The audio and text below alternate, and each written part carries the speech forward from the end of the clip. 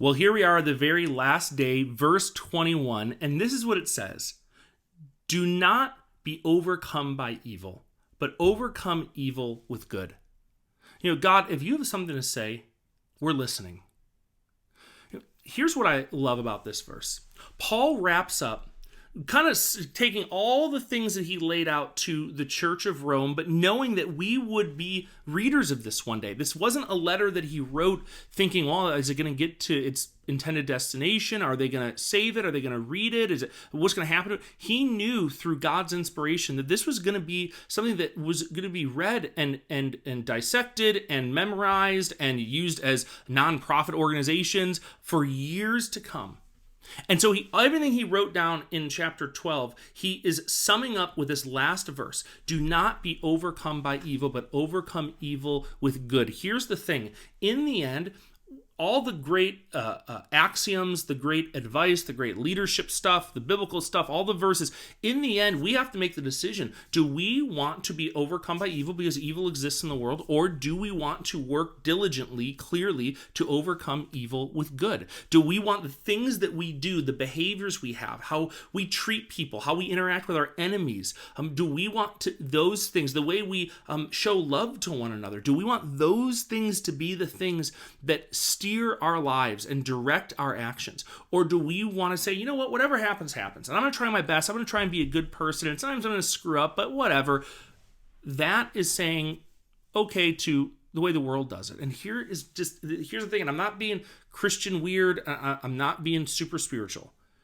There is good and there is evil, and there is Jesus. And either we can try and be good, either we can just give ourselves over to evil, whatever that looks like, and kind of hope for the best, or we can be like Jesus. And that is the deal. That is it. That is it. And here's the thing that I love about Romans 12, at the very end, as it's wrapping up. It's giving us clear direction.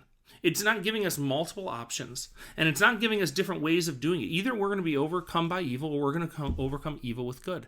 So here's my question to you. Through the last 21 days, we've gone through Romans chapter 12. And, I'm sure you're reading the Bible on your own too, so don't even worry about it. What are the tangible things that you want to be different about how you treat, interact, work with, work alongside, live with people? What do you want to be different? Is something going to be different? Like, was this useful to you going through and learning a little bit? Was it helpful for you to understand not just what Paul was saying, but how it impacts our life? Here's my hope.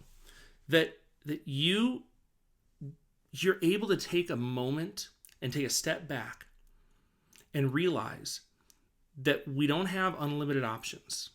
For those who follow Jesus, we want to be more like Jesus. For those who say, you know what, I want to kind of grow up, live my life, I want to raise kids and do business and be married, I want to do something with a game plan behind it, we find that in God's Word. I hope this whole time going through Romans 12 was great for you. I know it was great for me. I've loved doing this. And it's not the end, obviously. We're going to be doing things like this many, many more times in R12. So I'm really excited as we are jumping into summer. We have some really cool stuff planned for summer. We have our interns going, the first group of interns we've ever had in R12.